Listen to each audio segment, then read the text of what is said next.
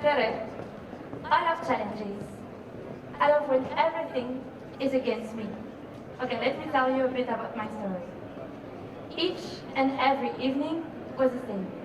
My father, who loves to travel and work on his own, was tired and unhappy because of his boss and his job. He works in construction. Every day, he had to wake up at the same time to go to work and come back home tired, eat, sleep, and wait for the weekend to pay the scholarships of my sister, my brother, and I. And I truly felt bad about it. In high school, they ask you to choose what you want to do for a living. I think I'm gonna repeat this. At 17, you have to choose how your life will be. Isn't it terrible? Of course, when the guidance counselor asked me, Laurie, what would you like to do for a living? I literally answered, I want to create new things that people love. I want to be my own boss. I want to be like Steve Jobs. I want to be an entrepreneur. My mother always repeated this to me. When you are 18, you will be responsible for your life. But you aren't 18 yet. So for the moment, it's me who decides. I couldn't wait to become 18. At 17, I knew I wanted to create new things that people will love. To me, there were no higher professional achievement than that. I wrote all of my ideas in my notebooks. I watched interviews of successful people all the time. I listened to all the entrepreneur podcasts on my phone. And the entrepreneur magazines. The entrepreneur magazines were my Super Bowl. What will I say? How I will look? Will I be more like Mark Zuckerberg or like Sofia Marezo from Nasty Girl? I wanted the A+ player like Steve Jobs had. I wanted a big team. I wanted to work with the best thinkers, engineers, scientists, artists. I wanted all of that. I wanted to be the person who thought before everyone else. I wanted to be the version of the entrepreneur that I see as the only version. I even wanted the sea view office life that I thought it meant to create new things that people love. Because if you start from nothing, you have nothing to lose. You are already at the bottom.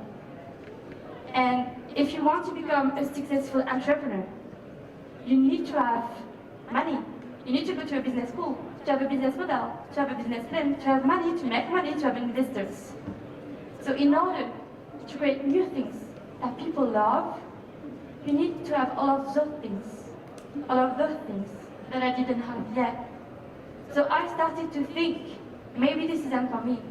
Maybe I am like everyone else and I need to stop dreaming. Maybe my family is right.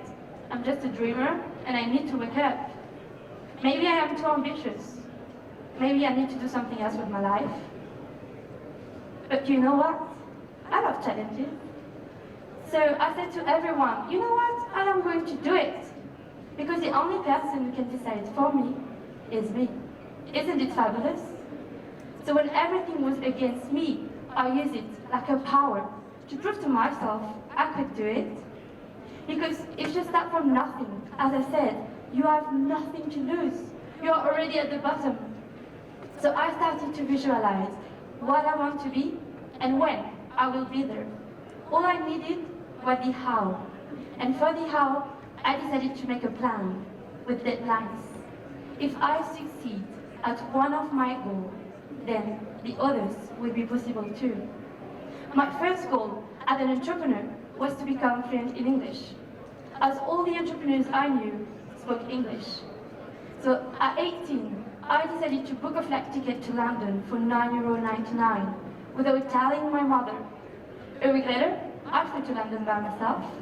I eventually told her 2 days before leaving, but she couldn't tell me anything. I was 18. So for 3 years, I lived and worked in London for 3 months each year, and I achieved my first goal, become fluent in English. But thanks to this experience, I as well became more open-minded, responsible, and I created my first network by meeting people from all around the world in London. Now, I was 21. Now my goal was to think about something that people will love. I gave myself a year to get inspired, I went to discover the world. I lived and worked in Hanoi, in Vietnam. There, it was easy to find a job. I just have to do the same thing I did in London. Same for business. Everyone told me that I should not go in Asia by myself. But once again, I was proud to have listening to myself rather than negative opinions. Because this was in Hanoi that I thought about my first realizable idea, Leeve. In Hanoi, I wanted to meet Vietnamese people, to learn more about the culture, the language, but I didn't know how to do. Of course, I used couchsurfing website to find local people to stay with. I even tried Tinder, but you have the Tinder level right away.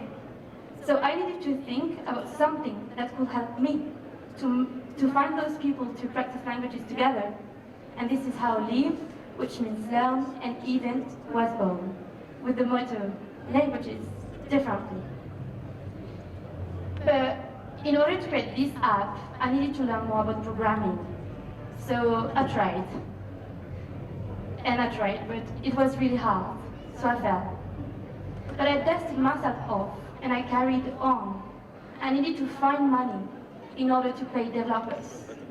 So I decided to go to Australia, to work there for a year in order to pay developers and start Leeve. There, I easily found a job, but when you have something on your mind, you cannot do anything else. So I quit my marketing job a month after coming. I spent 12 hours a day working on Leeve projects, searching, drawing, thinking, listening, watching, to think how I will do to make Leeve the best international linguistic meeting app. To get an objective point of view, I pitched my project to my former boss. As he already had a company, he knew how to start a business. If you have a great idea, don't be afraid that successful people will steal it from you. On the contrary, they will help you. They have made mistakes and learned about them. They can teach you a lot. For the last 2 years, and even now, I didn't earn any money. Working 12 hours per day, in my kitchen, in my bedroom, on my floor. But I couldn't, and I wouldn't give up. Everyone, for the first 8 months, everyone told me I was wasting my time, that this isn't a real job, because I'm not earning any money. No one in my family understood what I was doing on my laptop. You know, I think I'm gonna tell you something, like, everybody started from nothing. You know, it's like when you see a beautiful movie, you only see a finished product. You just see a house, a cake, a building. We don't know what went into creating it. So, if you start from nothing, stop being afraid to fail. At least you are doing something. And forget about what they say. They can criticize you, they can talk about you, but they aren't doing anything. And I guess that's why they got time to do that. Being an entrepreneur is an adventure which teaches you more than 5 years at school. Because you are in the real world. You need to wake up every day and focus on your vision. Success is something you attract, it's not something you pursue. And you know, you can always become more than you are, especially if you start from nothing.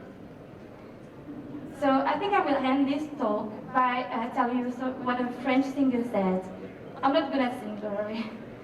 So he said, listen carefully of the guidance counselors and do the opposite of what they will say.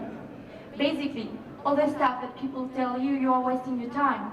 You need to get really into it and hang in there for a long time. If you want to make movies, you just need a recording device. Saying, I don't have any gear or no contacts. It will be what a victim would say. Because if you are starting from nothing, you will slowly work your way up. Thank you very much. I am Laurie.